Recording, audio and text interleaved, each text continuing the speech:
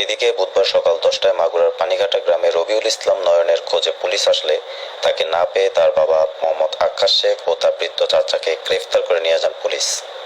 5-6 দিন আগের ঘটনা।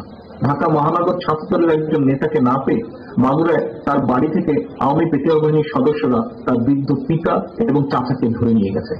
পুলিশ প্রশাসন বাদে যদি আওয়ামী লীগের নেতা কর্মীরা আমাদের সাথে রাস্তায় 5 মিনিট মোকাবেলা করতে পারে, নিজের হাতের কবজি কেটে ফেলে দেবো ইনশাআল্লাহ। আওয়ামী লীগ এসে আমাদের সাথে রাজপথে খেলা করুক, আমরাও তো চাই হাসিনার সাথে রাজপথে খেলা করুক।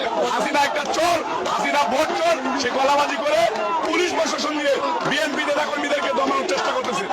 ফ্যাসিস্ট সরকারের বিরুদ্ধে ঢাকা মহানগর দক্ষিণ যুবদল হাজার হাজার লোক নিয়ে আজকের পদযাত্রায় অংশগ্রহণ করবে ইনশাআল্লাহ। এই সরকারের পতন নিশ্চিত করে ঘরে ফিরে যাব ইনশাআল্লাহ। ফ্যাসিস্ট সরকারের বিরুদ্ধে ঢাকা মহানগর দক্ষিণ যুবদল হাজার হাজার লোক নিয়ে আজকের পদযাত্রায় অংশগ্রহণ করবে ইনশাআল্লাহ। এই সরকারের পতন নিশ্চিত করে ঘরে ফিরে যাব ইনশাআল্লাহ। জনগণের ভোটের অধিকার ফিরিয়ে দেওয়ার জন্য আমরা এই রাজপথে নেমে এসেছি। যদি এই ফ্যাসিস্ট ভোট চোর, দানব, খুনি, মাফিয়া সরকার স্বেচ্ছায় পদত্যাগ না করে, তাহলে তাকে টেনে হিসড়ে গদি থেকে নামাই নিয়ে আসা হবে। জাতির সাথে তামাশা করা, এই তামাশা আর জাতি দেখতে চায় না। খুনি হাসিনাকে টেনে এনে রাজপথে এনে ভারতের রাস্তা দেখাই দেওয়া হবে।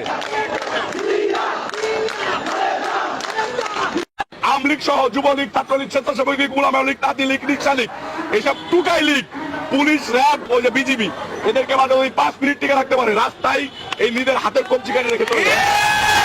কাউরে রাখবে না। ঢাকা মহানগর দক্ষিণ যুবদলের যিনি মোকাবেলা করে, এই শাহবাগের প্রেস ক্লাবের সামনে ঘোষণা দিলাম, আমারে 2 বার গুলি করা হয়েছে।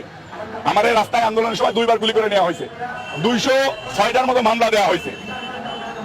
আমার ফ্যামিলি, আমার বাবাকে, আমার মাকে, আমার বোনকে, আমার এসএসসি পড়া বোনকেও অ্যারেস্ট করে নিয়ে যাওয়া হয়েছে। তারপরেও তো আমাদেরকে দমাইতে পারে নাই, সামনেও দমাইতে পারবে না।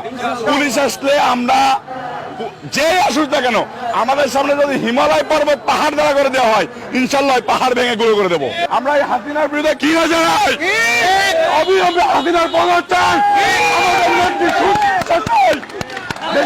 সুচিকিৎসা চাই, চিকিৎসা চাই এবং নেত্রী মুক্তি চাই।